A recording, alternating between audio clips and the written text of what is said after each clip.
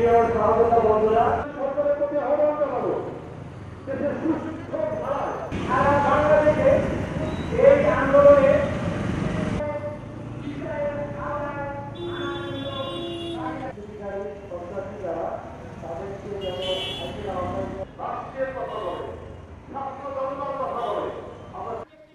আমরা দেখেছি যে সাম্প্রতিক সময়ে বিশেষ করে গতকালকেও বেশ কয়েকটি গণমাধ্যমের উপর হামলা হয়েছে এবং সেই অফিসে গিয়ে বা অফিস ভাঙচুর করা হয়েছে।